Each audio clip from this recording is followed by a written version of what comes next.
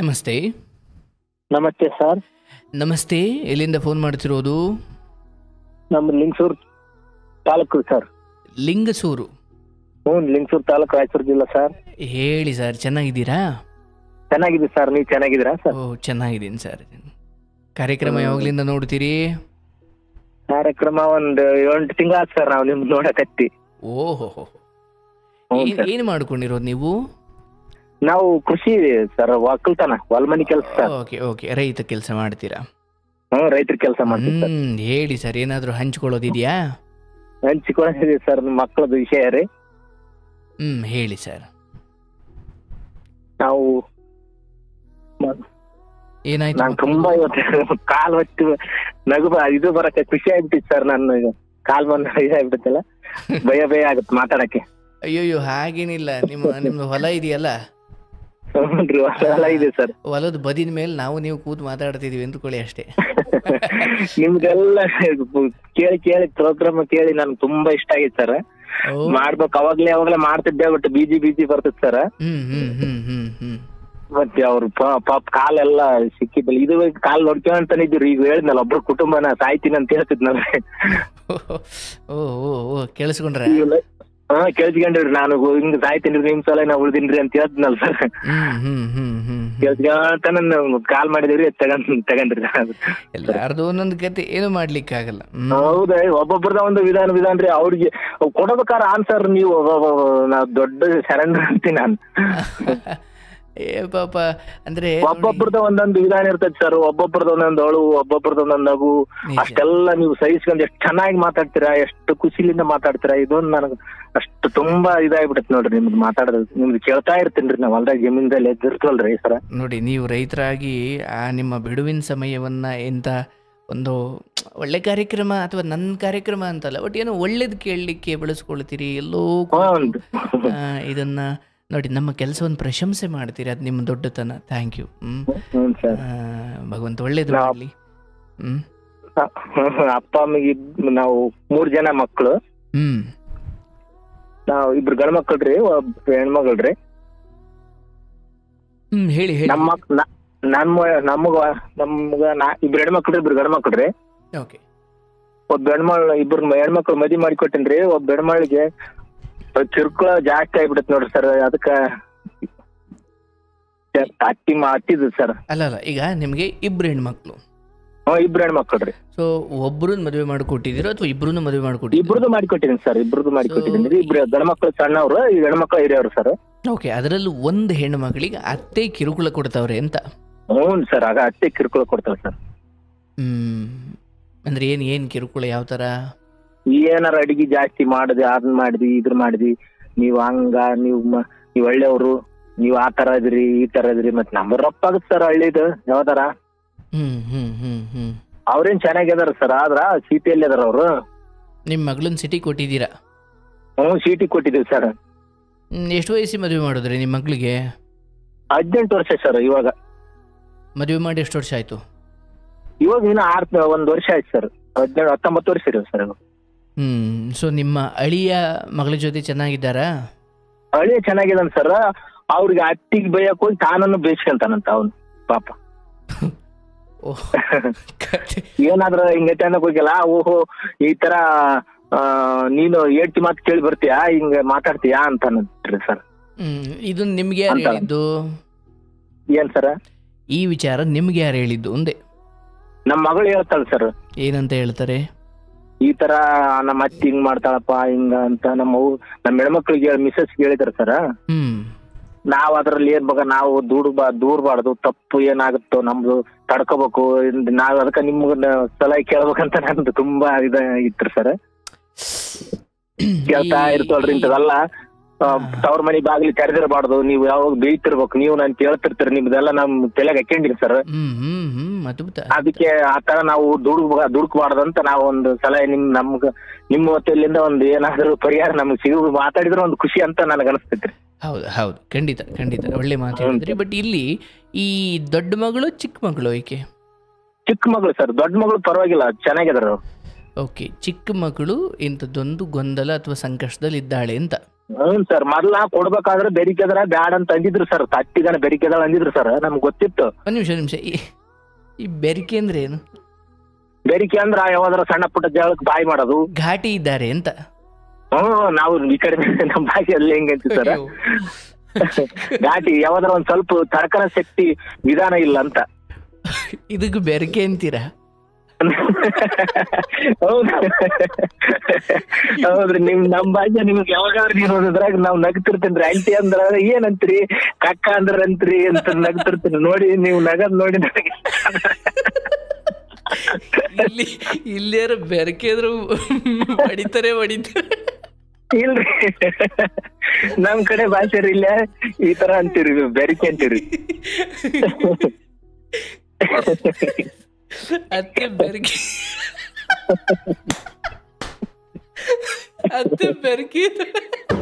ಹ್ಞೂನ್ರಿ, ಬೆರಿಕೆದಾಳ ಅಂತೀರಿ. ಬೆರಿಕೆದಾಳ್ರಿ ಅವ್ರ ಅತ್ತಿ ಮಾವ ಅಂತಿರ್ತಾರ.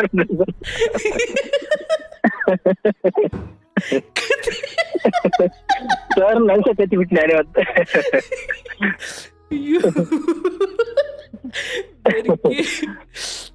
ಅಯ್ಯೋ ಕ್ಷಮಿಸಿ, ನಮಗೆ ಈ ಬೆರಕೆ ಅನ್ನೋದನ್ನು ಬಹಳ ಅಶ್ಲೀಲವಾಗಿ ಬಳಸ್ತಾರೆ ನಮ್ಮ ಕಡೆ.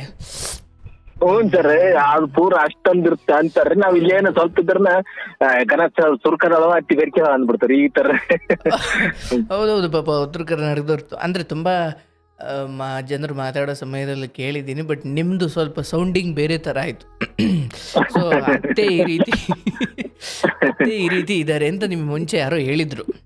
ಹ್ಞೂನ್ರಿ, ಮುಂಚೆ ಹೇಳಿದ್ರಿ ಯಾರೋ, ನಾವ್ ಕೇಳಕ್ ಹೋದ್ ನೋಡಕ್ ಹೋದಲ್ಲಿ ಅಂದಿದ್ರ. ಮಂಚನ ಚಲೋ ಐತಿ, ಹುಡುಗ ಒಳ್ಳೆಯವನದ, ನಾ ಹುಡುಗ ಒಂದ್ ಅಡಿಗೆ ಸೂರು ಬಾಯಾಗ ಹಾಕಿಲ್ಲ ಕೊಟ್ಟು ಬಿಡ್ರಿ, ಆಯಮ್ಮಂದ್ ಎಷ್ಟ್ ದಿನ ಇರ್ತಾರ ಹಂಗೆ ಸುಧಾರ್ಸಂದ್ ಹೋಗ್ತಾರ. ಈಗ ಒಬ್ಬೊಬ್ರು ಮೆತ್ತಗಿರ್ತಾರ, ಒಳಗಾನ ಬೇಯ್ದು ಬೆರ್ಕಿರ್ತಾರ, ಈ ಅಮ್ಮಂದು ಬಾಯಿ ವರ್ಗ ಹಿಂಗೈತೆ ಅಂತ ಹೇಳಿದ್ರು. ಮತ್ತೆ ನಾವ್ ತಿರ್ಗಾ ಅಲ್ಲಂತ 3 ತಿಂಗಳು ಬಿಟ್ಟಿದೀವ್ರಿ ಸರ್. ನೋಡೋಗಿಂದ ಒಪ್ಪಿಗೆ ಆಗಿಂದ 3 ತಿಂಗಳು ಬಿಟ್ಟಿದ್ವಿ ಸರ್. ಬಿಟ್ಟಿಂದ ಮತ್ತೆ ಒಳ್ಳೆ ತಿರ್ಗಾ ಇನ್ನೊಬ್ರು ಹಿರಿಯವ್ರು ಆದಾರ, ನಮ್ಮ ಮಾನವ್ರ ಅವ್ರು, ನಿಮ್ಗೆ ಏಟ್ ಕಡ್ತ ತಿಳಿದಿತ್ತು ಅತ್ತೆಲ್ಲ ಹಂಗ ಏನ್ ಮಾಡ್ತಾರ ಅಷ್ಟೊಂದು ಏನ್ ಮಾಡ್ತಾರ ಅಂತ ಅನ್ಕೊಂಡಿದ್ವಿ. ಅಂದ್ರಿ ನಮ್ಮ ಮಾವರವ್ರು ಅಂದ್ರ ಹಂಗ ಸರಿ ಬಿಡ್ರಿ ಅಂತ ಮತ್ತೆ ನಾವು ಒಬ್ರಿಗೆ ಹೇಳಿದ್ವಿ. ಹಿಂಗ ಹೇಳಿದಾಗ ನಾವು ಮತ್ತೆ ತಿರ್ಗಾ ಬಂದು ಹೂವ ನಿಟ್ಟು ಎಲ್ಲ ಎಂಗೇಜ್ಮೆಂಟ್ ಮಾಡಿ ಎಲ್ಲ ರೆಡಿ, ಮದಿಗಿದಿ ಎಲ್ಲ ಆಯ್ತು ಸರ್. ಇವಾಗ ಮತ್ತೆ ನಾವ್ ಹೇಳಿದ್ವಲ್ಲಪ್ಪ ಅವಾಗ ಸುಮ್ನೆ ತಕೊಂಬಿಡ್ಲಿಲ್ಲ ಅಂತ ನಮ್ಮ ಮನಸ್ಸು ಇವಾಗ ಇದು ಅನಿಸ್ತೈತ್ರಿ ಸರ್. ಅದಕ್ಕ ಹೆಂಗ್ ಮಾಡ್ಬೇಕು, ನಾವ್ ಏನ್ ತಡ್ಕೊಬೇಕು, ನಿನ್ ಸಲಹೆ ತಗೋಬೇಕಂತ ನಾವ್ ಹಚ್ಚಿದ್ವಿ ಸರ್. ಖಂಡಿತ ಅಂದ್ರೆ ನೋಡಿ, ಇಲ್ಲಿ ಇವತ್ತೆಲ್ಲ ನೀವು ಈ ಕಾರ್ಯಕ್ರಮ ಕೇಳಿದ್ದೀರಿ. ನಮಗೆ ನೋಡಿ, ಯಾವಾಗ ಗಂಡ ಅತ್ತೆ ಇಬ್ಬರೂ ರಾಕ್ಷಸ ಪ್ರವೃತ್ತಿಯವರು ಆಗುತ್ತಾರೆ, ಆಗ ಒಂದು ಹೆಣ್ಮಗಳಿಗೆ ತವರು ಮನೆ ಬಾಗಿಲು ತೆರಿಬೇಕು. ತವರು ಮನೆಯ ತೀರಾ ದೊಡ್ಡ ಸಾಂತ್ವನ, ತೀರಾ ದೊಡ್ಡ ಆಶ್ರಯ ಯಾವಾಗ ಅಂದ್ರೆ, ಗಂಡ ಕುಡ್ಕ, ಪರಸ್ತ್ರೀ ಸವಾಸ, ಅವನು 1 ರೂಪಾಯಿ ಮನೆಗೆ ಕೊಡಲ್ಲ. ಈ ಕಡೆ ಅತ್ತೆ ನೋಡಿದ್ರೆ ರಾಕ್ಷಸಿ, ಮಾವ ನೋಡಿದ್ರೆ ರಾಕ್ಷಸಂತರ. ಅಂದ್ರೆ ಯಾವಾಗ ಗಂಡ ಅತ್ತೆ ಮಾವ ಈ ಕಡೆ ನಾದ್ನಿದಿರು ಇವರೆಲ್ಲರೂ ಒಂದು ಹೆಣ್ಣನ್ನು ತಿನ್ನುವಷ್ಟು ರಾಕ್ಷಸತನವಿದ್ದಾಗ, ಆಗ ಸಹಜವಾಗಿ ತವರು ಮನೆ ಅಲ್ಲಿ ಭಾಗಿಯಾಗಬೇಕು ಅಥವಾ ಸ್ವಲ್ಪ ತಲೆ ಹಾಕಬಹುದು. ಬಟ್ ಇಲ್ಲಿ ಹೆಂಡತಿ ವಹಿಸಿಕೊಂಡು ಅಥವಾ ಹೆಂಡತಿ ಇನ್ನು ಈಗ ಬಂದಿದ್ದಾಳೆ, ಏನೋ ಚಿಕ್ಕ ಪುಟ್ಟ ತಪ್ಪುಗಳಾಗ್ಬೋದು, ಯಾಕಮ್ಮ ನೀನು ಹಂಗೆ ಮಾಡ್ತೀಯ ಅವಳ ಮೇಲೆ ಅಂತ ಹೇಳುವ ಗಂಡ ಇದ್ದ ಸಮಯದಲ್ಲಿ ತವರು ಮನೆ ಯಾವತ್ತೂ ಇಂಟರ್ಫಿಯರ್ ಆಗಬಾರ್ದು ಅಥವಾ ಭಾಗವಹಿಸಬಾರ್ದು ಅಲ್ಲಿ. ಹೌದು ಸರ್, ನಾವ್ ಅದಕ್ಕೆ ಏನು ಅಂದಿಲ್ರಿ.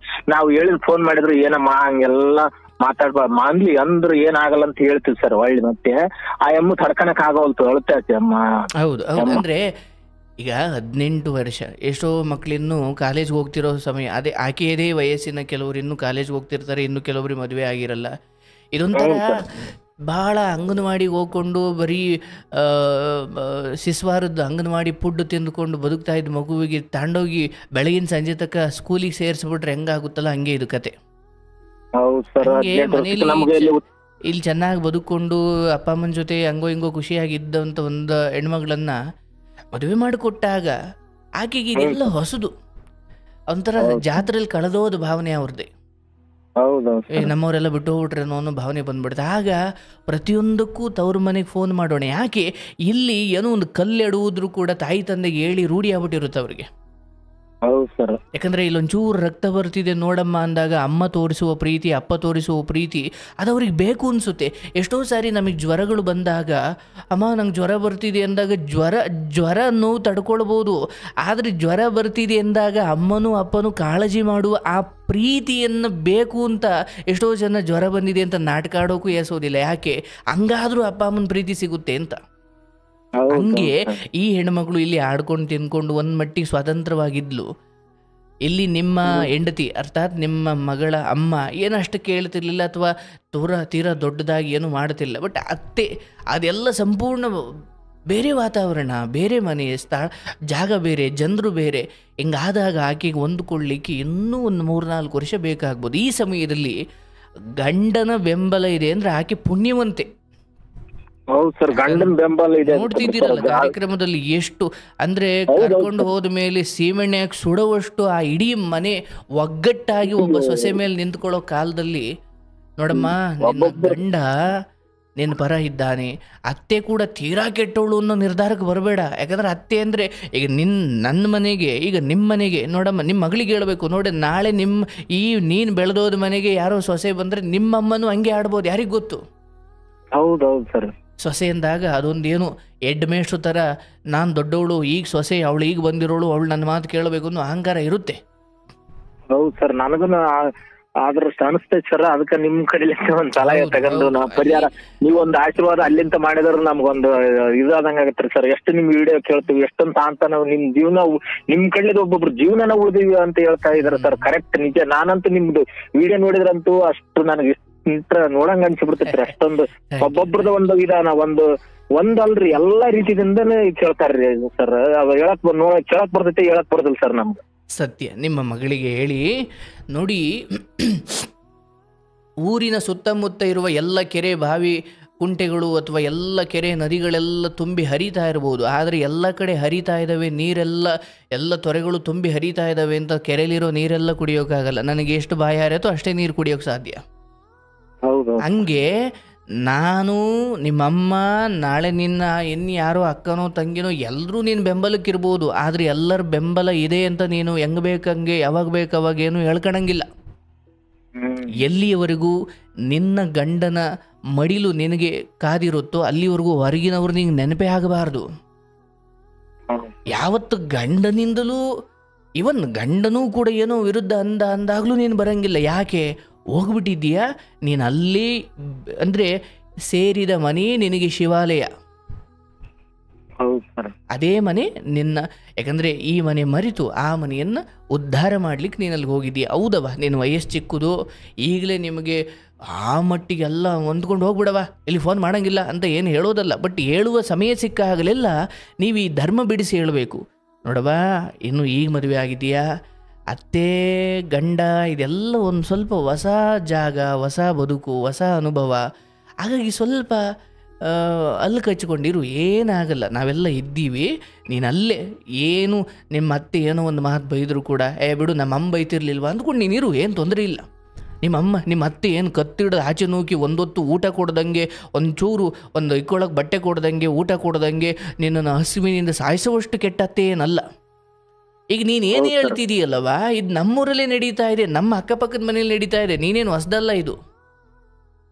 ಹಾಗಾಗಿ ಏನಾದರೂ ಅಂದರೆ ಬಿಡು ನಮ್ಮವ್ವ ಇದ್ದಿದ್ರೆ ಹೇಳ್ತಿರ್ಲಿಲ್ವ, ಅಥವಾ ನಮ್ಮವ್ವ ಆದರೆ ನಮ್ಮವ್ವ ಹೇಳಿದಾಗ ನಾನು ಸುಮ್ಮನೆ ಇರ್ತಿರ್ಲಿಲ್ವ, ಹಂಗೆ ಇಲ್ಲೂ ಸುಮ್ಮನೆ ಇರೋಣ ಅಂದುಕೊಂಡು ಇರವ. ಯಾಕೆ ಗೊತ್ತಾ ತಾಯಿ, ನೀನು ಈ ಕಾರ್ಯಕ್ರಮ ನೋಡು, ಕಳಿಸಿ ಇದನ್ನು. ಇಲ್ಲಿ ನೋಡು, ಈ ಹೆಣ್ಮಗಳಿಗೆ ಅತ್ತೆ ಅಲ್ಲ, ಗಂಡ, ನಾದ್ನಿ, ಮಾವ, ಮೈದ್ನ ಎಲ್ಲ ಸೇರ್ಕೊಂಡು ಹಿಂಸೆ ಕೊಡ್ತಾವ್ರೆ. ಆದರೂ 2 ಮಕ್ಕಳನ್ನ ಸಾಕೊಂಡು ಗಾರ್ಮೆಂಟ್ಸ್ಗೆ ಹೋಗ್ಕೊಂಡು ಬದುಕ್ತಿದ್ದಾಳೆ. ಇಂಥ ಕೆಟ್ಟ ಬದುಕು ನಿನಗೆ ಸಿಕ್ಕಿಲ್ಲವ. ಹಾಗಾಗಿ ಇಲ್ಲದಿರುವುದಕ್ಕೆ ಆಸೆ ಪಡೋದಕ್ಕಿಂತ ಏನೋ ನನ್ನ ಪಾಲಿಗೆ ಬಂದಿದೆ ಇದು ಅಂತ ಅಂದುಕೊಂಡು ಒಳ್ಳೆ ರೀತಿ ಬದುಕವ. ಅಲ್ಲಿ ಇದ್ದು ತೋರಿಸು, ಅದೇ ಮನೆಯಲ್ಲಿ ನೀನು ಬಿದ್ದರೂ ಎದ್ದರೂ ನೀನು ಬಂಗಾರದಂಗೆ ಬದುಕಬಹುದು. ಏನೋ ನಿನಗೂ ನೋವಾಗುತ್ತೆ ಅಂತ ನಾವೀಗ ಕರ್ಕೊಂಡು ಬಿಟ್ವಿ ಅಂದ್ಕೋ, ಅಥವಾ ಬಾರವ ನಮ್ಮ ಮನೆಗೆ ಅಂದ್ಬಿಟ್ವಿ ಅಂದ್ಕೋ, ನಾಳೆ ದಿನ ಏನಾಗುತ್ತೆ, ನಿನ್ನ ತಮ್ಮಂದಿರಿಗೂ ಕೆಟ್ಟ ಹೆಸರು, ನಿನ್ನ ಅಕ್ಕನಿಗೂ ಕೆಟ್ಟ ಹೆಸರು, ಅಥವಾ ನಿನ್ನ ತಂಗಿಗೂ ಕೆಟ್ಟ ಹೆಸರು, ನಮಗೂ ಕೆಟ್ಟ ಹೆಸರು. ಮತ್ತು ಇಷ್ಟು ಚೆನ್ನಾಗಿ ನೋಡಿಕೊಂಡ್ರು ಕೂಡ ನನ್ನ ಹೆಂಡತಿ ಹಿಂಗೆ ಮಾಡಿಬಿಟ್ಲಲ್ಲ ಅಂತ ಗಂಡನೂ ಬದಲಾಗ್ಬಿಟ್ರೆ ಏನು ಮಾಡ್ತೀಯಾ? ಹೌದ್ರಿ ಸರ್, ಗಂಡ ಏನು ಒಳ್ಳೆಯದ್ರ ಸುಳ್ಳು ಅನ್ಬಾರ್ದು. 100 ಕೆಟ್ಟು ಹೋಗಿ 1 ಚೆನ್ನಾಗಿದ್ರು ಕೂಡ 1 ಚೆನ್ನಾಗಿಲ್ದವ್ರನ್ನ ನಾವು ಒಬ್ರು ನೋಡ್ಬೇಕು. ಹೌದು ಸರ್, ನಾನು ಹೌದಪ್ಪ, ನೋಡ್ತೀನಿ ನಂದು ಸರ್. ಒಂದಾದ್ರೂ ಗಂಡನಾದ್ರೂ ನನ್ನ ಪರ ಇದ್ದಾನೆ, ಅವಳಿಗ ಯಾರೂ ಇಲ್ಲ, ನನ್ನ ಬದುಕಿ ಬಂಗಾರನಪ್ಪ, ಅದ್ಭುತನಪ್ಪ ಅನ್ಬೇಕು. ಅಂದರೆ ಇದೆಲ್ಲ ಪಾಪ ಹೋಗ್ತಾ ಹೋಗ್ತಾ ಬರುತ್ತೆ. ಬಟ್ ನೀವು ತವ್ರ ಮನೆಯವರಾಗಿ ನೀವು ಈ ಸಮಯದಲ್ಲಿ ಏನು ಮಾಡಬೇಕು, ಫೋನ್ ಎತ್ತಬೇಕು. ಏನಿಲ್ಲವ್ವ ಅಂದರೆ ಈಗ ನೀವು ಕಾರ್ಯಕ್ರಮ ಕೇಳ್ತಿರಲ್ವ, ಅದನ್ನು ಹೆಣ್ಮಗಳಿಗೆ ಸಾಧ್ಯವಾದ್ರೆ ಕಳಿಸ್ಕೊಡಿ. ಇದನ್ನು ನೋಡವ, ಇದನ್ನು ಕೇಳವ, ಈ ಹೆಣ್ಮಗ್ಳು ಕತೆ ಕೇಳವ, ಇದು ನೋಡವ, ಈ ಹೆಣ್ಮಗ್ಳು ಎಷ್ಟು ಕಷ್ಟದಲ್ಲಿ ಇದ್ದಾಳೆ ನೋಡವ. ಹಿಂಗೆ ನೀವ್ ಹೇಳೋದು ಅಲ್ಲಿದ್ದ ನಮ್ಮೂರ್ ಮನೆ ಬಾಗಲ್ದಾಗ ನೋಡವ, ಇಲ್ಲಿ ಒಬ್ಬೊಬ್ರು ಹೆಂಗ್ ಗುದ್ದಾಡಿ ತಲೆ ಮೇಲೆ ಕೂದ್ಲು ಹಿಡ್ದು ಎಳದ್ ಬಡದಾಡ್ತಿರ್ತಾನ ಗಂಡ ಅಂತರ್ ಸಹಿಸ್ಕೊಂಡಾರ. ನಿಮ್ಗೇನ್ ಅಂತ ಅಂತೀವಲ್ರಿ, ನಾವು ಅಷ್ಟೊಂದು ಇದಿಲ್ಲಪ್ಪ, ನಮ್ಗ ಹಂಗ್ ಬಿಡ್ಸನಕ್ ಆಗಲ್ಲ ನನಗ ಅಂತ ಹೇಳ್ರಿ. ನಮ್ಗ ಹಂಗಂದ್ರೆ ನಮಗ್ ಬಿಡ್ಸನದು ಅನ್ಸಂದ್ ನಾ ಮಾಡದ್ ಮಾಡಿ ಯಾಕೆ ಅನ್ಸಿಬೇಕಪ್ಪ, ಅವ್ರು ಕೂಡ ಮಾಡದ್ ಮಾಡಿ ಯಾಕೆ ಅನ್ಸಬೇಕಪ್ಪ ಅಂದ್ರೆ ಹಂಗೆಲ್ಲ ಇದ್ ಮಾಡ್ಬಾರ್ದವ ಅಂತ ಹೇಳ್ತೀನಿ ಸರ್. ಹೌದು ಅದೇ ಇರುತ್ತೆ ಈ ಸ್ವಲ್ಪ ಬಿಸಿ ರಕ್ತ, ಮತ್ತೆ ನಾವು ಸರಿಯಾಗಿದ್ದಾಗಲೂ ಯಾಕೆ ಬಯಸ್ಕೊಬೇಕು ಅನ್ನೋದು ಇದೆಲ್ಲ ಇರುತ್ತೆ. ಬಟ್ ಅಲ್ಲಿ ಅವ್ರವ್ರವ್ರವ್ರವ್ರವ್ರೇ ಎಲ್ಲ ಕಾಲವೇ ಪ್ರಕೃತಿಯೇ ಎಲ್ಲವನ್ನ ಅವ್ರು ಸರಿ ಮಾಡ್ತಾರೆ. ಬಟ್ ನೀವು ಅದಕ್ಕೆ ಹೆಚ್ಚು ಸ್ಪಂದಿಸೋಕೆ ಹೋಗಬಾರ್ದು. ಕರೆದು ಕಳಿಸೋದು ಬೇರೆ, ಬಟ್ ಇಂಥ ವಿಚಾರಗಳಲ್ಲಿ ನೀವು ಭಾಗವಹಿಸಲೇಬಾರ್ದು. ಆಯಿತಾ? ಆದಷ್ಟು ಆಗ್ಲವಾ ಒಳ್ಳೇದಾಗಲಿ, ಹೆಂಗೋ ಒಂಚೇರಿಸ್ಕೊಂಡು ಹೋಗು ಅಂದ್ಬಿಟ್ಟು ಪರವಾಗಿಲ್ಲ, ನಿಮ್ಮ ಮೇಲೆ ಕೋಪ ಮಾಡಿಕೊಂಡ್ರು ಪರವಾಗಿಲ್ಲ. ಬಟ್ ನೀವು ಎಕ್ಸ್ಟ್ರಾ ಏನೋ ಮಾತಾಡಿ ಅದಿನ್ನೇನೋ ಬೇರೆ ಥರ ನಿಮ್ಮ ಅಳಿಯನಿಗೆ ಕೇಳಪಟ್ಟು ಮತ್ತೆ ನೀವು ಅಲ್ಲಿ ವಿಲನ್ಗಳಾಗ್ಬಿಡ್ತೀರಾ. ನಾವು ಮತ್ತೆ ನೋಡವ, ನಮ್ಗೂ ಕೆಟ್ಟ ಹೆಸರು ಬರ್ತೈತೆ. ನಾವು ಮತ್ತೆ ನಿಮ್ಗೂ ಚಲೋ ಅಲ್ಲ. ಈಗ ನಾವೇನಾರ ನೀನ್ ಹಿಂಗಂತಿ ಅಂತ, ನನ್ ಮಗಳು ಹಿಂಗಂತಿ ಅಂತ ಹಂಗಂದ ಒಂದ ಕ್ಷಣದಾಗ ಮನಸ್ಸು ಹೊಡ್ಕೊಂಡ್ಬಿಡ್ತೀವಿ. ಹಂಗೆಲ್ಲ ಮಾತಾಡಿದ್ರೆ ನಾವ್ ಮಾತಾಡಂಗಿಲ್ಲ. ಇನ್ನ ಈಗ 1 ವರ್ಷ ಆಯ್ತು ಮದುವೆ ಆಗಿ, 18 ವರ್ಷದಾಗ ಮದುವೆ ಮಾಡಿವ್ರಿ, 19 ನಡೀತಾವ ಸರ್. ಕರೆಕ್ಟ್ 12ನೇ ಕ್ಲಾಸ್ ಸಾಲಿ ಓದ್ತಿಲ್ರಿ, ಹಿಂಗತೆ ಇನ್ನು ಓದ್ತಿದ್ಲ್ರಿ. ಅವ್ರ ಏನೋ ಪರಿಚಯದ ಮೇಲೆ ಚಲೋ ಅದನ್ ಹುಡುಗ ಅಂತೇಳಿ ಎಲ್ಲಾರು ಹೇಳಕತ್ತಿ ಬಿಟ್ರಿ ನಮ್ ಸಾಗರ ಮಾನರ ಅವರು. ಇಂಥದ್ದೇನೋ ಆದಾಗ ಅಯ್ಯೋ ಕೊಟ್ಬಿಟ್ವಲ್ಲ ಅಂದ್ರೆ ಇದೆಲ್ಲ ಮಾಡಿ ಮುಗಿಸಿ ಮದ್ವೆ ಆಗಿ ಅವ್ರ ಮನೆಗೆ ಹೋಗಾಯ್ತು. ಈಗ ಕೊಡಬಾರ್ದಿತ್ತು ಹಂಗ ನಾವ್ ಹೇಳಿದ್ರು ಮೊದ್ಲ ಹೇಳಿದ್ರು ಮೊದ್ಲ ಕೊಡ್ಬಾರ್ದಾಗಿತ್ತು. ಅಂದ್ಬಿಟ್ಟು ಹಿಂದಡಿ ಎಲ್ಲರ ಒಪ್ಪಿಗಿಂದ ಈಗ ಯಾರು ಬರ್ತಾರ ಅಂತ ಅನ್ನಂಗ ಅನ್ಸ್ಬಿಡ್ತೈತೆ. ಯಾರು ಬರೋದು ಬೇಡ ಅಂತೇಳಿ ನಾನು ತಿಳಿದದ್ ನಾನು ಇಷ್ಟ ಅರಿವಿನಲ್ಲಿ ಹೇಳ್ತೀನಿ. ನೀವು ಒಳ್ಳೆಯದಕ್ಕೆ ಒಳ್ಳೆ ಮನೆಗೆ ಕೊಟ್ಟಿದ್ದೀರಾ, ಆಯ್ತಾ? ಅಂದ್ರೆ ಇಷ್ಟು ಇರಬಾರ್ದು ಅಂದ್ರೆ ಇಲ್ಲ, ಯಾವ ಮನೆಯೂ ದೋಷದಿಂದ ಹೊರತಾಗಿಲ್ವೇ ಇಲ್ಲ. ಅತ್ತೆ ಕಾಟ ಆದ್ರೆ ಅಲ್ಲಿ ಗಂಡನ ಕಾಟ, ಅಥವಾ ಅಲ್ಲಿ ಇನ್ನೇನೋ ಊಟಕ್ಕೆ ಕಷ್ಟ, ಅಲ್ಲಿ ಎಲ್ಲಾರ ಮನೇಲೂ ಒಂದ್ ಇದ್ದೇ ಇದೆ. ಈ ಮನೇಲಿ ಈ ತರ ಇದೆ ಅಷ್ಟೇ. ಅದೇ ಹೇಳೋದು, ಎಂತ ಒಳ್ಳೇದು ಹುಡುಕಿ ಏನೂ ಸಮಸ್ಯೆ ಇಲ್ಲದವ್ರಿಗೆ ನಾನು ಕೊಡ್ತೀನಿ ಅಂದ್ರೆ ನಿನ್ನ ಮಗಳು ಜೀವನ ಪೂರ್ತಿ ಮದುವೆನೇ ಆಗಂಗಿಲ್ಲ. ಯಾಕಂದ್ರೆ ಅಂಥವ್ ಸಿಗೋದೇ ಇಲ್ಲ. ಗಂಡ ಸರಿ ಇರಲ್ಲ, ಗಂಡ ಸರಿ ಇದ್ರೆ ಅತ್ತೆ ಸರಿ ಇರಲ್ಲ, ಇಂಥದ್ದೇನೋ ಇದ್ದೇ ಇರುತ್ತೆ ದೋಷ. ಹಾಗಾಗಿ ದೋಷವಿಲ್ಲದ್ದು ನನಗೆ ಬೇಕು, ಎಲ್ಲ ಸರಿ ಇರೋದು ನನಗೆ ಬೇಕು ಅಂದ್ರೆ ಇಲ್ಲ, ಮದುವೆ ಆಸೆನೇ ಬಿಟ್ಬಿಡ್ಬೇಕಷ್ಟೇ. ಹಂಗೆ ನಿಮ್ಮ ಮಗಳಿಗೆ, ಇಬ್ರು ಮಗಳಿಗೂ ಒಳ್ಳೆ ಕಡೆ ದಾರಿ ನೋಡಿ ಮಾಡಿದ್ದೀರಿ.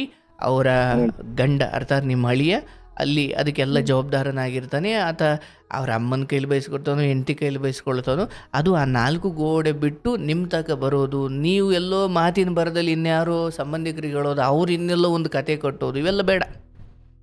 ಎಷ್ಟೋ ನನ್ನ ಈ ಎಷ್ಟೋ ಸಾವಿರಾರು ಕತೆಗಳನ್ನು ನಾನು ಕೇಳ್ಪಟ್ಟಿದ್ದೀನಿ. ಹಿಂಗೆ ಸುಮ್ಮನೆ ಅಯ್ಯೋ ಏನೋ ನಮ್ಮ ಮಗಳಿಗೆ ಅವ್ರ ಅತ್ತೆ ಒಂಚೂರು ಹಿಂಗೆ ಆಡ್ತಾಳಂತಪ್ಪ ಅಂತ ನೀವು ಸುಮ್ಮನೆ ಹೇಳಿರ್ತೀರ, ಅವ್ರು ಅದಕ್ಕೆ ಇನ್ನೊಂಚೂರು ಸೇರಿಸಿ ಹೊರಗಡೆ ಇನ್ನೇನು ಹೇಳಿರ್ತಾರೆ.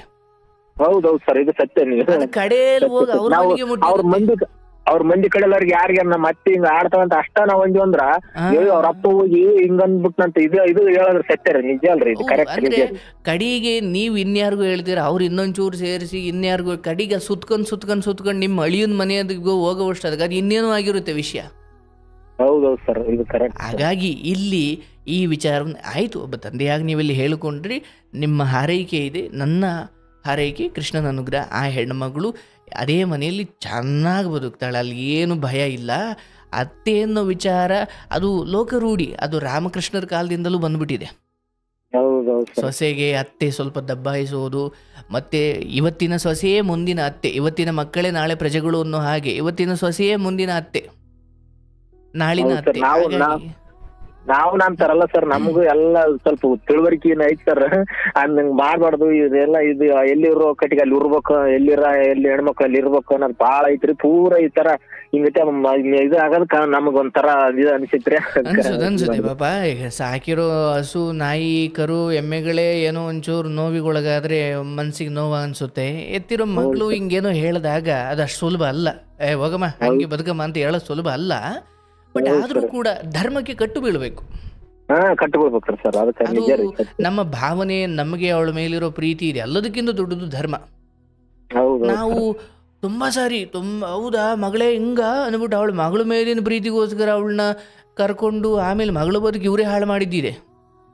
ಹೌದು ಸರ್, ಅದು ಕರೆಕ್ಟ್ ಐತ್ರಿ. ಈಗ ನಾವ್ ಹಿಂಗತೆ ಫೋನ್ ಮಾಡಿ ಹೇಳಿದ್ವಿ ಸರ್, ಆತಮ್ಮ ಬಂದ್ಬಿಡು, ಇಲ್ಲ ನಾನ್ ಬರ್ತೀನಿ ತಡಿ, ಹಂಗಂದ್ರ ಅಂತಂದ್ರ ಅದೇನು ಒಂದು ಕ್ಷಣದಲ್ಲಿ ಕಣ್ಣು ಹೊಡೆದಂಗ ಮನಸ್ಸು ಹೊಡೆದಾಗ ಬಿಡ್ತಾರ. ಮಮಕಾರಗಳೇ ಎಷ್ಟೋ ಸಾರಿ ದುರಂತಕ್ಕೆ ನಾಂದಿ ಆಡ್ತವೆ. ಸೊ ಮಮಕಾರಕ್ಕಿಂತ ಧರ್ಮ ಬಹಳ ದೊಡ್ಡದು.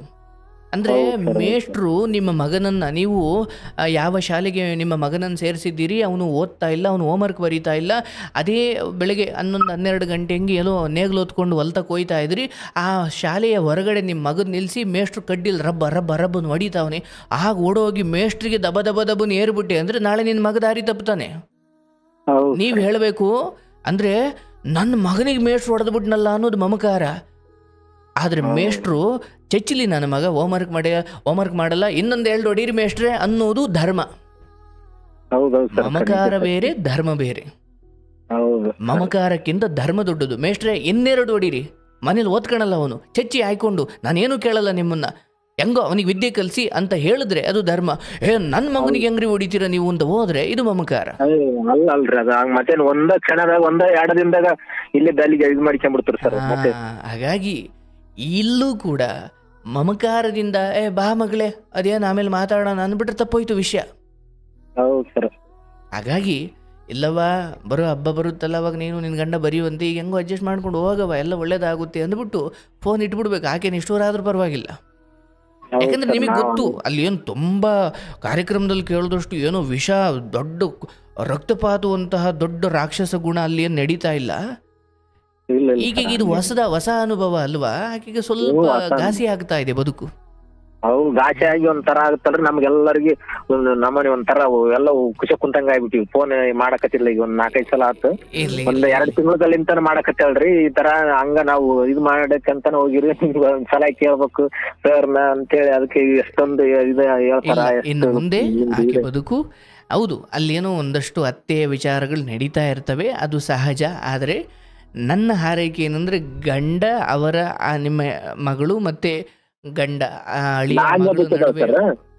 ನಾದಿನಿ ಹೇಳ್ತಾಳ್ರಿ, ಅವ್ ಇನ್ನ ಒಬ್ಬ ಹೆಣ್ಮಳು ಕೊಡೋದು ಕೊಟ್ಟಿಲ್ಲಂತ್ರಿ, ಹೆಣ್ಮಳದಾಳ್ರಿ. ಆ ಹೆಣ್ಮಳನು ಆಗ್ಲೇ ಅಣ್ಣ ನೋಡ ಏಡ್ತಂಗ ಮಾತಾಡ್ತಾನ ಅಂತೇಳಿ ಅವ್ರಿಬ್ರು ಹಚ್ಚಿ ಸಸಿ ಅಷ್ಟ್ರು ಇದು ಮಾಡ್ತಾರಂತ್ರಿ. ನಾದಿನಿ ಅದಾಳ್ರಿ ಇನ್ನೊಬ್ಬ ಹೆಣ್ಮಳು ಕೊಡಕ್ಕೆ ಅವ್ರ ತಂಗಿ. ನಿಮ್ ಬಟ್ಟಿ ನೀವ್ ಒಕ್ಕಂಬಿಡ್ರಿ, ನಾವು ಒದ್ದಿವಳ ನಮ್ ಬಟ್ಟೆ ಅಂತೇಳಿ ಏನೋ ಒಂದ್ ಮನೆ ಒಂದ್ ಇರ್ತಾವಲ್ರಿ ಸಣ್ಣ ಪುಟ್ಟ ಜಗಳ. ಅಯ್ಯೋ ಇರ್ತಾವ ಸರ್. ಈಗ ಒಂದು ನಿಮ್ಮ ಮಗಳು ಏನು ಹೇಳಿದ್ರು ಕೂಡ ಎಲ್ಲಿಯವರೆಗೂ ನಿಮ್ಮ ಅಳಿಯ ಮಗಳ ಪರ ಇದ್ದಾನೆ ಅಂತ ಗೊತ್ತು ಅಲ್ಲಿವರೆಗೂ ಕೇಳಲ್ಲಿ ಬಿಡ್ತಾ ಇರ್ಬೇಕು ನೀವು ಅದನ್ನ. ಅದನ್ನ ಅವ್ರ ನಾದ್ನ ಹಿಂಗಂದಂತ ಹಂಗಂತ ನಿಮ್ಮ ಮಗಳು ಈ ಆರಂಭದಲ್ಲಿ ಹೊಸ ಜಾಗಕ್ಕೆ ಹೋದಾಗ ಹೆಂಗಿರ್ಬೇಕು ಹಂಗಿರ್ಬೇಕು. ಸ್ವಲ್ಪ ಬಾಯಿ ಮುಚ್ಕೊಂಡು ಇರವ ನೀನು ಅನ್ನೋ ಥರನೇ ನೀವಿರ್ಬೇಕು. ನಮ್ಮ ಅಪ್ಪನ ಮನೇಲಿ ಹೇಳಿದ್ರು ಏನು ಪ್ರಯೋಜನ ಇಲ್ಲ ಅಂತ ಹಾಗೆ ಅನ್ನಿಸ್ಬೇಕು. ಅವಾಗ ಗಂಡನ ಆಶ್ರಯಿಸಬೇಕು. ಇಲ್ಲಿ ನೀವು ಸ್ವಲ್ಪ ಜಾಸ್ತಿ ಸಮಯ ಕೊಟ್ಟು ಮಾತಾಡೋಕೆ ಶುರು ಮಾಡೋದ್ರಿಂದ ಗಂಡಂತ ಹೇಳೋವೆಲ್ಲ ನಿಮ್ಮ ಹತ್ರ ಹೇಳಿದ್ರೆ ಗಂಡನಿಗೂ ಒಂದು ಹಂತ ಆದ್ಮೇಲೆ ಇದೇನಪ್ಪ ನಾನು ಇಷ್ಟು ಬೆಂಬಲ ಕೊಟ್ಟರು ಇವಳು ಅಲ್ಲೋಗಿ ಹೇಳ್ಕೊಳ್ತಾಳೆ ಅನ್ನಂಗೆ ಆಗ್ಬಿಡುತ್ತೆ. ಹೌದು ಹೇಳಿನ್ರಿ, ನಾನು ತವ್ರ ಮನೆ ಬಾಗಿಲು ತೆರೆದ್ರ ಸೀದಾ ಬಂದ್ಬಿಡ್ತಾರ. ಮತ್ತೆ ಅಲ್ಲಿ ಸ್ವಲ್ಪ ಇದ್ರ ಬಾರ್ ಮಾಡ್ಕೊಂಡು ನಿಮ್ ವಿಡಿಯೋದಾಗ ಎಷ್ಟು ಸಲ ಕೇಳಿದ್ರಿ ನೋಡಿ. ಅದಕ್ಕೆ ನಾನು ಆತರ ಅದ್ಭುತವಾಗಿ ಎಲ್ಲವನ್ನ ತಿಳ್ಕೊಂಡಿದ್ದೀರಿ ಚೆನ್ನಾಗಿ. ನೋಡಿ, ಒಬ್ಬ ತಂದೆಯಾಗಿ ಮಗಳಿಗೆ ಏನು ಧರ್ಮವಾಗಿರಬೇಕು ಹಾಗೆ ನೀವು ಧರ್ಮಯುತವಾಗಿದ್ದೀರಿ.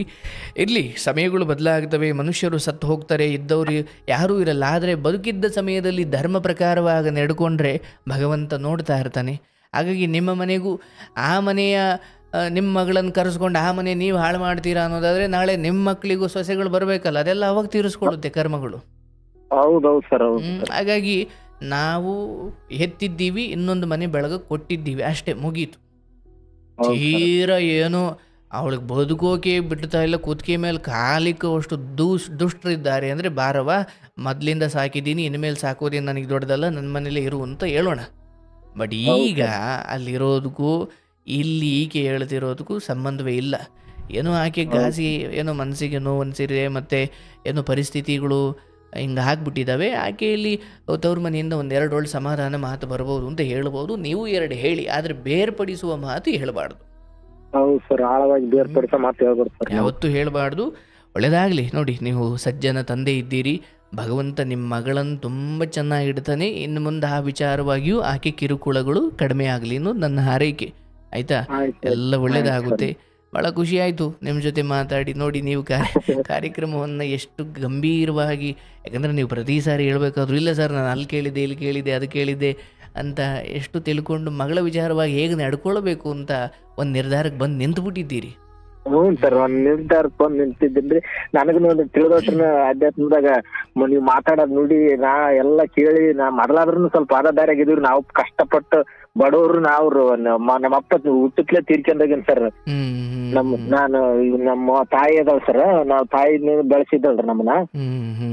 ಈಗ ಚಲೋ ಅದೀವ್ರಿ, ಹೊಲ್ದಾಗ ಬೋರ್ ಹಾಕಿ ನಾವ್ ಬೆಂಗಳೂರಿಗೆ ದುಡಿಯಕ್ ಬಂದಿದ್ದೀವ್ರಿ. ಅಲ್ಲಿ ಜನಸ್ನೇಹ ವೇಗೇಶನ್ ನೀವು ಬೆಂಡಕೊಪ್ಪ ಅಂತ ಐತಲ್ ಸರ್, ಜನಸ್ನೇಹ ವೇಗೇಶನ್ ಆಶ್ರಮ, ಅಲ್ಲೇ ಅವ್ನ್ರಿ ಅಲ್ಲೇ ದುಡಿಯಕ್ತಿದ್ರು. ಅವ್ರಿಗೆ ಏನಾರು ಹೋಗಿ ನಮ್ ಸಹಾಯ ಮಾಡಿ ಬರ್ತಿದ್ವಿ ಸರ್.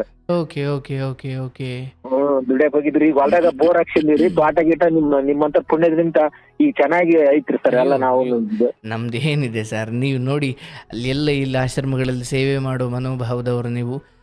ನಮ್ಗಿಂತ ನೀವು 1000 ಪಟ್ಟು ದೊಡ್ಡವರು. ನೀವು ಇಂಥ ನಿಮ್ಮಂತರ ಮಾತಾಡಿ ಒಬ್ಬೊಬ್ರು ಎಷ್ಟೋ ಜನ ಇದು ತಗೊಂಡಾರ್ರಿ ಸರ್. ನೀವು ಎಷ್ಟು ಈ ವಿಡಿಯೋ ಇಂಥವ್ ನೋಡಿದ್ರಂದ್ರ ತಿಳಿದಾರ ನೋಡಲ್ಲ, ಇದ್ರಾಗ ಒಂದು ಗೊತ್ತಿದ್ದರಿಗೆ ಮಾತ್ರ ಅದ್ರ ಕೇಳಿದ್ರೆ ಗೊತ್ತಾಗುತ್ತೆ. ಏನೋ ಈ ವಿಡಿಯೋ ನಂಗೆ ಆಗ್ಬಿಡ್ತ ಒಬ್ಬೊಬ್ರಿಗೆ. ಅದ್ರ ಇಳಿದ ಅಂದ್ರ ಇದು ಒಳಗೈ ತಿನ್ನೈತಿ ಅಂತ ಹುಡುಕಿದಂಗ ಹೋದಂಗ ಸಿಕ್ತಿ ನೋಡ್ರಿ ನಮ್ಗೆ. ಇಲ್ಲೇ ಐತಿ ಅಂತ ಹೇಳಿ ಆತರ. ಆತರ ಇದ್ರಾಗ ಐತ್ರಿ, ಕರೆಕ್ಟ್ ನಿಜ ಇದು ಸತ್ಯ. ನಾನು ಬಡವರಾಗಿ ಎಲ್ಲ ಇದೆಲ್ಲ ತಿಳ್ಕೊಂಡದ್ದನ ಇದು ನೋಡಿವಲ್ರಿ ಮೊದ್ಲಿದ್ದನ. ಇದು ಧರ್ಮದಾಗ ಬಂದದ್ದು ಬಂದೇ ಬರ್ತಾನ ಗೊತ್ತಾಗಿತ್ರಿ ನನಗೆ. ಸತ್ಯ ಯಾವುದು ಅಷ್ಟೇ. ಧರ್ಮವನ್ನ ಯಾರು ಕೈ ಹಿಡಿತಾರೋ, ಧರ್ಮವನ್ನ ಯಾರು ಅನುಸರಿಸ್ತಾರೋ ಅವನು ಬದುಕಲ್ಲಿ ಮೋಸ್ಟ್ಲಿ ಅಂಬಲಿ ಕುಡಿಯೋ ಸ್ಥಿತಿಗೆ ಹೋಗ್ಬೋದು, ಆದರೆ ನೆಮ್ಮದಿ ಅವನಿಂದ ದೂರ ಹೋಗ್ಲಿಕ್ಕಿಲ್ಲ. ಹಾಗಾಗಿ ಬದುಕಲ್ಲಿ ನಾವು ತಂದೆಯಾಗಿ ನಂದೊಂದು ಧರ್ಮ ಅಂತ ಇರುತ್ತೆ, ಆದರೆ ನಾನು ಮಮಕಾರಕ್ಕೊಳಗಾದಾಗ ಧರ್ಮ ಮರೆತು ಬಿಡ್ತೀನಿ. ದುಡ್ಡಿನ ಆಸೆಗೆ ಬಿದ್ದಾಗ ಧರ್ಮ ಮರೆತು ಬಿಡ್ತೀನಿ. ಕಾಮ, ಪರಸ್ತ್ರೀ ಅಥವಾ ಇನ್ಯಾವುದೋ ಆಸೆಗೆ ಬಿದ್ದ ಅಂದ್ರೆ ಆಸೆಗಳೆಲ್ಲ ನಿನ್ನನ್ನು ಸತ್ಯದಿಂದ ಬಹಳ ದೂರ ಕರ್ಕೊಂಡು ಹೋಗ್ಬಿಡ್ತವೆ. ಆಸೆಗೂ ಸತ್ಯಕ್ಕೂ ಆಗ ಬರಲ್ಲ. ಅಂದ್ರೆ ನಿಮ್ಮ ಪಾಲಿಗೆ ಬಂದದ್ದು ಅನುಭವಿಸೋದನ್ನು ಅದು ಆಸೆ ಅನ್ನಲ್ಲ, ಅದು ಯೋಗ ಅಂತಾರೆ. ಅದರಲ್ಲಿ ಯಾವ ತಪ್ಪು ಇಲ್ಲ. ಆದರೆ ನನಗಿಷ್ಟು ಸಾಲದು, ನನಗೆ ಅವನ ಆಸ್ತಿನೂ ನನಗೆ ಬೇಕು, ಅವನ ಹೆಂಡ್ತಿನೂ ಅವನ ಗಂಡನೂ ನನಗೆ ಬೇಕು, ಈ ನನ್ನ ಪಾಲಿಗೆ ಬಂದದ್ದು ಬಿಟ್ಟು ಇನ್ನೊಬ್ಬರದ್ದು ಕಣ್ಣು ಹೋಗುತ್ತಲ್ಲ, ಅಲ್ಲಿಂದ ನನ್ನ ಅಧಪತನ ಶುರು. ಹೌದು, ನಮ್ದು ಇನ್ನೊಬ್ರದ್ದು ಮಾಡಿಕೊಳಕ್ ಹೋಗಿ ನಾವು ನೋವು ಮಾಡ್ಕೊಳೋದು. ದೊಡ್ಡ 5 ಅಫ್ಟಿಯರ್ ಕಟ್ಟಿ 10 ಅಫ್ಟಿಯರ್ ಕಟ್ಟಿ ಮಲಗೋದು ಒಂದು ಚಿಕ್ಕ ಮಂಚದ ಮೇಲೆ. ಮನುಷ್ಯನಿಗೆ ನಿದ್ದೆ ನೆಮ್ಮದಿಯಾಗಿ ಬರಬೇಕು ಅಂದರೆ ದೊಡ್ಡ ಮನೆಯೇ ಬೇಕಿಲ್ಲ, ಆದರೆ ಒಳ್ಳೆ ದಾರಿಯಲ್ಲಿದ್ದರೆ ಅವನಿಗೆ ಒಳ್ಳೆ ನಿದ್ದೆನೇ ಬರುತ್ತೆ. ದಾರಿ ತಪ್ಪಿದ್ರೆ 5 ಸೆಕ್ಯೂರಿಟಿ ಗಾರ್ಡ್ ಇಟ್ಕೊಂಡ್ರು ಜೀವದ ಮೇಲೆ ಏನು ಖಾತ್ರಿ ಇರಲ್ಲ. ಈ ನನ್ನ ಮನೆಯಾಗ ನಮ್ಮ ಹೆಣ್ಮಕ್ಳು ಏನಂತಾರೆ, 2 ಬಿಲ್ಡಿಂಗ್ ಅಡಾಪ್ಟರ್ ಬಿಲ್ಡಿಂಗ್ ಐತೆ, ಬ್ಯಾಡ ಅಂದ್ರೆ ಕೇಳಲ್ಲ ಕೊಟ್ಬಿಟ್ಟು ಆಸ್ತಿ ನೋಡಿ ಕೊಟ್ಟಿ ಹುಡುಗಿ ನೋಡಿ ಈಗ ಹೆಂಗ್ ಜೀವ ತಿಂತಾರ ಅನ್ಕೇಶ್ ನನ್ ಬೈತಾಳ್ರಿ. ಇರ್ಲಿ, ಅವರಿಗೆ ಇದರ ಸೂಕ್ಷ್ಮ ಅರ್ಥ ಆಗದೆ ಇರ್ಬೋದು. ಬಟ್ ನೀವು ಅವ್ರ ಮನೆಯವರಾಗಿ ಅದರಿಂದ ಅಂತರ ಕಾಪಾಡಿಕೊಳ್ಳಿ, ಕರೆದು ಕಳಿಸಿ. ಅದ್ರ ಹೊರತಾಗಿ ಇದಕ್ಕೆ ಹೆಚ್ಚು ಇನ್ವಾಲ್ವ್ ಆಗ್ಲಿಕ್ಕೆ ಹೋಗಬೇಡಿ. ಕೊಟ್ಬಿಟ್ನ ಹಂಗ್ ಮಾಡ್ಬಿಟ್ನ, ಇಲ್ಲ ವಿಧಿ ಏನು ಅಲ್ಲಿ ಆ ಮನೆ ದೀಪ ಹಚ್ಚೋಣ ಉಳಿದಿತ್ತು, ಅದು ಆಗಿದೆ, ಅದ್ರ ಮುಂದೆ ನಮ್ದು ಏನು ಇಲ್ಲ ಅಂದ್ಕೊಂಡು ಮುಂದೆ ಹೋಗ್ತಾ ಇರ್ಬೇಕು. ಕೊಡಬೇಕಿತ್ತು, ಈಗ ಲೆಕ್ಕಾಚಾರಗಳು ಶುರುವಾದ್ರೆ ಅದು ಮತ್ತೆ ಅಧರ್ಮ ಆಗುತ್ತದು. ಹೌದ್ರ, ಅಧರ್ಮ ಆಗುತ್ತೆ. ಕೊಟ್ಟಿದ್ದ ಧರ್ಮ ಅಷ್ಟೇ, ಕೊಟ್ಟಿದ್ದೀರಾ ಮತ್ತೆ ಅದಕ್ಕೆ ತಕ್ಕಂಗೆ ಅಳಿಯ ನೋಡ್ಕೊಳ್ತಿದ್ದಾರೆ, ಅದರಲ್ಲಿ ಏನಿದೆ. ಅದು ಒಂದು ಹತ್ತೆ ಅನ್ನೋ ವಿಚಾರವನ್ನು ಇಟ್ಕೊಂಡು ಈ ಕೊಟ್ಟಿರೋದ್ರ ಬಗ್ಗೆನೇ ಸಂಶಯ ಶುರು ಆಗ್ಬಿಟ್ರೆ ಅದು ತಪ್ಪಾಗ್ಬಿಡುತ್ತೆ. ನಿನ್ ಮನೆಗೂ ಒಳ್ಳೆ ನಾಳೆ ದಿನ ಒಳ್ಳೆ ಹೆಣ್ಮಕ್ಳುಗಳು ಬರಬೇಕು, ನಿನ್ನ ಮನೆ ಬೆಳಗಬೇಕು ಅಂದರೆ ನಮ್ಮನೆ ಹೆಣ್ಣುಮಕ್ಳುಗಳು ಕೂಡ ಇನ್ನೊಂದು ಮನೆಯನ್ನು ಬೆಳಗಬೇಕೇ ಹೊರತು ಅವರು ಆ ಮನೆಯನ್ನು ತುಳಿಯೋದಕ್ಕೆ ತವರು ಮನೆಯಾಗಿ ನಾನು ಬೆಂಬಲ ಕೊಟ್ಟರೆ ನನ್ನ ಮನೆ ಕೂಡ ಬೇರೆ ಸಮೇತ ಕಿತ್ತು ಹೋಗೋ ದಿನ ಒಂದಿನ ಬರುತ್ತೆ. ಹೌದೌದು ಸರ್, ಇದು ಸತ್ಯ ಇದ್ರಿ. ನಾವು ಒಬ್ರು ಮನೆ ಕೆಡಕ್ ಮಾಡಿದ್ರೆ ನಮಗೊಬ್ರು ಖಂಡಿತ ನೀವು ಕೊಂಬೆ ಕಟ್ ಮಾಡಬಹುದು, ನಿಮ್ದಂತೂ ಬೇರೆ ಸಮೇತ ಕಿತ್ತಾಕುತ್ತೆ ಕರ್ಮ. ಹೌದೌದು ಸರ್. ಹಾಗಾಗಿ ಈ ವಿಚಾರದಲ್ಲಿ ನೀವು ಬಹಳ ಧರ್ಮಯುತವಾಗಿ ನಡ್ಕೊಂಡಿದ್ದೀರಿ. ದೇವ್ರು ನಿಮ್ಮನ್ನು ಕಾಪಾಡಲಿ. ಭಾಳ ಖುಷಿ ಆಯ್ತು ನಿಮ್ಮ ಜೊತೆ ಮಾತಾಡಿ. ನನ್ನನ್ನಂತೂ ನಗಿಸ್ಬಿಟ್ರಿ ನೀವು. ನಿಮ್ದು ನೋಡಿದ್ರಿ ಸರ್, ಆಂಟಿ ಆಂಟಿ ಅಂತಿರ್ತಾರಲ್ರಿ, ಹಂಗಂದ ಏನಿದೆ ಅಂತೇಳಿ ಕಾಕ ಅಂತೀರಿ ನಾವು. ಅವ್ರು ಒಂದ್ ಹಿಡಿದ ಜಿಗ್ಗಿನ ಕೂಟ್ರಿ ಒಂದ್ ಹಿಡಿದಾಗ ಆ ಹುಡುಗ ಏನು ಯಾವುದೋ ಹುಡುಗಿಯಿಂದ ಓಡಾಡ್ತಿದ್ದ, ನಿಮ್ಮ ಮಾಮ ನಿಮ್ದು ಕೆಲಸ ಪರ್ಮನೆಂಟಾ ಇಲ್ವಾ ಅಂತ ಯಾರೋ ಒಬ್ಬ ಅವರು ಹುಡುಗಿಯ ಕಡೆಯವ್ರು ಕೇಳ್ತಿದ್ರು ಅಂತ ಏನೋ ಹೇಳಬೇಕಾದ್ರೆ ಈ ಕಾಕ ಕಾಕಿ ಬೇರೆ ಕಕ್ಕಿ ಅಂತಾರ್ರಿ ನಮ್ ಕಡೆ. ಆ ವಿಡಿಯೋದಾಗ ಇಂತ ನಕ್ ಬಿಟ್ರಿ, ನಾನು ಅದನ್ನ ನೋಡಿ ನಗ್ತಿರ್ತೇನೆ ನೋಡ್ರಿ. ಸರ್ ನೋಡಿ ಹೆಂಗ್ ಕಕ್ಕ ಅಂದ್ಬಿಡ್ತಾರ ಅವ್ರು. ಸಣ್ಣಪ್ಪ ಚಿಕ್ಕಪ್ಪ ಅಂತಿರಲ್ರಿ, ನಾವ್ ಚಿಕ್ಕಪ್ಪ ಅನ್ಗಲ್ರಿ, ಕಕ್ಕಿ ಕಕ್ಕ ಅಂದ್ಬಿಡ್ತಾರ್ರಿ. ಓ ಹೌದಾ. ನಾನು ಈ ಅಂದ್ರೆ ಈ ಗಂಭೀರವಾದ ಆತ್ಮಜ್ಞಾನ ಅಥವಾ ಅಧ್ಯಾತ್ಮ ಇದ್ರ ಜೊತೆ ನಾನು ಸ್ವಲ್ಪ ಆಸೆ ಮನೋಭಾವ ಜೊತೆಲಿ ಇರಬೇಕು ಯಾವಾಗಲೂ. ತುಂಬ ಗಂಭೀರವಾಗಿರೋದು ಒಂದು ಕಡೆ, ಅದು ವ್ಯಕ್ತಿತ್ವ ತೂಕ ಕಳ್ಕೊಳ್ಬಾರ್ದು, ಆದರೆ ನಿಮ್ಮ ಹಾಸ್ಯ ಅಶ್ಲೀಲವಾಗಬಾರ್ದು ಅಷ್ಟೇ. ಹಾಗಾಗಿ ಹಾಸ್ಯ ಮನೋಭಾವ ಯಾವಾಗಲೂ ಮನುಷ್ಯನಿಗೆ ಇರಬೇಕು. ಗಂಭೀರವಾಗಿ ಇದ್ಬಿಟ್ರೆ ಅದು ಒಳ್ಳೆಯದಲ್ಲ. ಹಾಸ್ಯ ಮನೋಭಾವ ಇರಬೇಕು, ಆದರೆ ವ್ಯಕ್ತಿತ್ವದ ತೂಕವನ್ನು ಬಿಟ್ಟುಕೊಡ್ಬಾರ್ದು. ನಮ್ಮನ್ನು ನಾವು ಜೋಕ್ ಮಾಡ್ಕೊಳ್ಬೇಕು, ಬೇರೆಯವ್ರನ್ನ ಮಾಡಬಾರ್ದು. ಬೇಕಾದ್ರೆ ಬೇರೆಯವರನ್ನ ನೋಯಿಸಿ ನಾನು ನಗಬಾರ್ದು.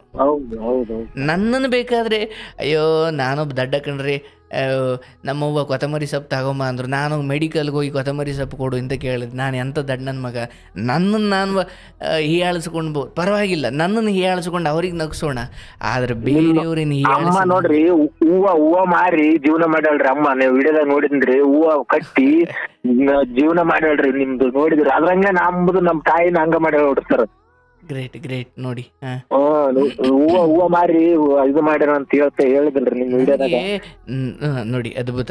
ತಾಯಿ ವಿಚಾರವೆಲ್ಲ ಗಮನಿಸಿದ್ದೀರಿ, ಥ್ಯಾಂಕ್ ಯು. ಮತ್ತೆ ನಿಮ್ಮ ಧ್ವನಿಯಲ್ಲಿ ನಿಮಗೆ ನಾನು ಅದನ್ನು ಹೇಳಕ್ಕೆ ಇಷ್ಟಪಡ್ತೀನಿ, ಏನೋ ಒಂದು ಅಧ್ಯಾತ್ಮದ ಧ್ವನಿ ನಿಮ್ಮದು. ಈಗ ಒಂಥರ ಈ ಅದರಲ್ಲಿ ಏನೋ ಒಂದು ದಿವ್ಯತೆ ಇದೆ, ಏನೋ ಒಂದು ಪಕ್ವತೆ ಇದೆ, ಧರ್ಮಗಳ ವಿವೇಕ ಇರುವ ಧ್ವನಿ ನಿಮ್ಮದು. ನನಗೆ ಭಾಳ ಅದರ ನಿಮ್ಮ ಧ್ವನಿಯಲ್ಲ ಆ ತರಂಗ ನನಗೆ ತಲುಪಿತು. ಭಾಳ ಖುಷಿಯಾಯಿತು. ಈ ಸದ್ಗುಣ, ಈ ಸದ್ಭಾವನೆ ಅಥವಾ ಏನೋ ಒಂದು ಅಧ್ಯಾತ್ಮದ ಬಗ್ಗೆ ಒಲವು ಇದ್ದಾಗ ಮಾತ್ರ ಇಷ್ಟು ಸಮಾಧಾನವಾಗಿ ನೀವು ಮಾತಾಡ್ಲಿಕ್ಕೆ ಸಾಧ್ಯ. ದೇವರು ನಿಮ್ಮನ್ನು ಚೆನ್ನಾಗಿಡಲಿ.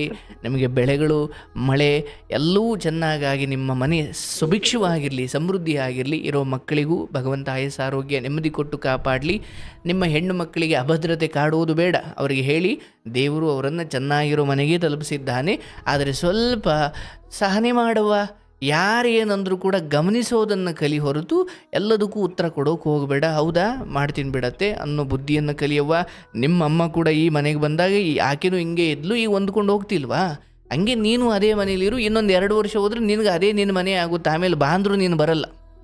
ಹೌದು ಸರ್. ಹಾಗಾಗಿ ಅದನ್ನೊಂಚೂರು ಹೊಸ್ದಾಗಿ ಸ್ಕೂಲಿಗೆ ಸೇರಿಸಿದಾಗ ಎಷ್ಟು ಬೇಗ ಮನೆಗೆ ಬಿಡ್ತಾರೋ ಅಂತ ಕಾಯ್ತವಲ್ಲ ಮಕ್ಕಳು, ಹಂಗೆ ಈಗ ಕತೆ ಅವ್ರದ್ದು. ಹೌದೌದು ಸರ್. ಹಂಗೆ ಸ್ವಲ್ಪ ಸರಿ ಹೋಗುತ್ತೆ, ಧೈರ್ಯವಾಗಿರವ ಅಂತ ಹೇಳಿ ಅಷ್ಟೇ. ಆಯ್ತಲ್ಲ? ಒಳ್ಳೆಯದಾಗಲಿ, ಶುಭವಾಗಲಿ ನಿಮಗೆ. ನಮಸ್ತೆ ಸರ್.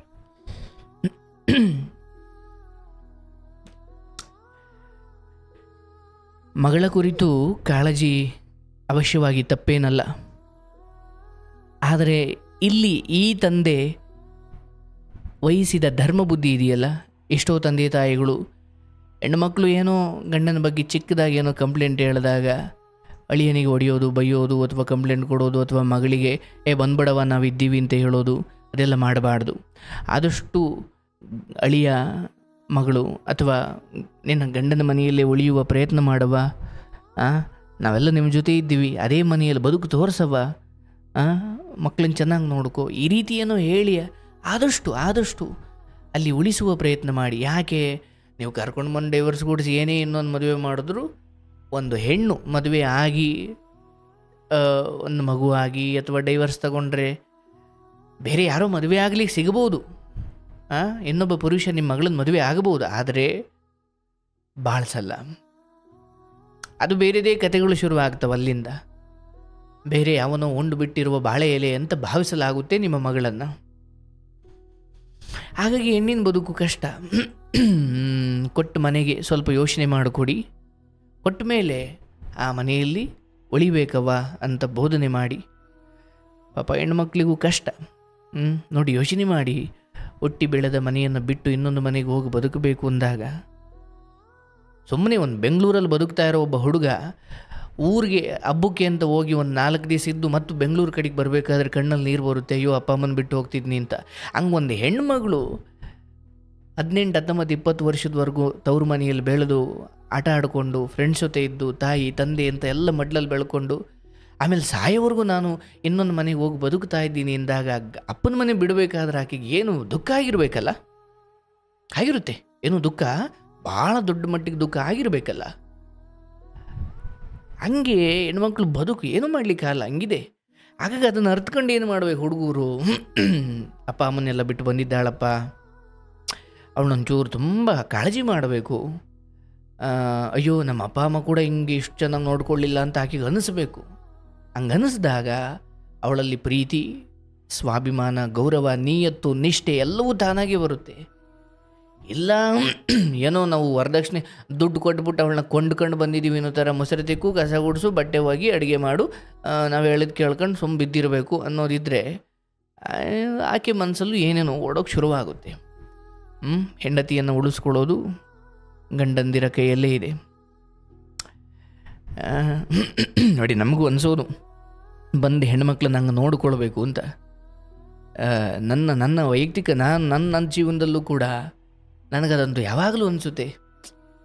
ನನ್ನ ತಾಯಿ ಅಥವಾ ನನ್ನ ಅಜ್ಜಿ ತಾತ ಅಥವಾ ನನ್ನ ಮನೆಯವರನ್ನು ನಾನು ಎಷ್ಟು ಪ್ರೀತಿಯಿಂದ ಆಸೆ ಪಡ್ತೀನೋ, ಕಾಳಜಿ ಮಾಡ್ತೀನೋ, ಅಥವಾ ಅವರು ನಮ್ಮ ಜೊತೆ ಚೆನ್ನಾಗಿರಬೇಕು ಅಂತ ಭಾವಿಸ್ತೀನೋ, ಯಾರು ನಮ್ಮ ಜೀವನದಲ್ಲಿ ಬರ್ತಾರಲ್ಲ ಹೆಣ್ಣುಮಗಳು, ಆಕೆಯನ್ನು ಅಷ್ಟೇ ಚೆನ್ನಾಗಿ ನೋಡಿಕೊಳ್ಬೇಕು. ಮತ್ತು ನನಗೊಂದು ಹುಚ್ಚು ಆಸೆ ಏನಂದರೆ, ಈ ಬರುವ ಹೆಣ್ಣು ಮಗಳ ತಂದೆ ತಾಯಿ ಇದ್ದಾರಲ್ಲ, ಅವರನ್ನೂ ಕೂಡ ತಂದೆ ತಾಯಿಯಂತೆ ಕಾಳಜಿ ಮಾಡಬೇಕು, ಅಥವಾ ಅವ್ರಿಗೂ ಕೂಡ ತುಂಬ ಗೌರವದಿಂದ ನಡೆಸ್ಕೊಳ್ಬೇಕು. ಏನೋ ಗೊತ್ತಿಲ್ಲ, ಭಗವಂತನ ದಯೆ ಏನೇನಿದೆಯೋ ನಮ್ಮ ಜೀವನದಲ್ಲಿ ಯಾರಿಗೆ ಗೊತ್ತು. ಹಂಗೇನೋ ಅನಿಸುತ್ತೆ, ಹೆಣ್ಣುಮಕ್ಳನ್ನು ತವರು ಮನೆಯಿಂದ ಕರ್ಕೊಂಡು ಬಂದಾಗ ಅಷ್ಟು ಕಾಳಜಿ ಮಾಡಿದ್ರೆ ಚಂದ ಅಂತ. ಅದು ಧರ್ಮ ಅಥವಾ ಅದು ಒಂದು ಮನುಷ್ಯತ್ವ ಅಲ್ವಾ? ಸೊ ಹಂಗೆ ಒಳ್ಳೆಯದಾಗಬೇಕು ಎಲ್ರಿಗೂ. ಶುಭವಾಗಲಿ.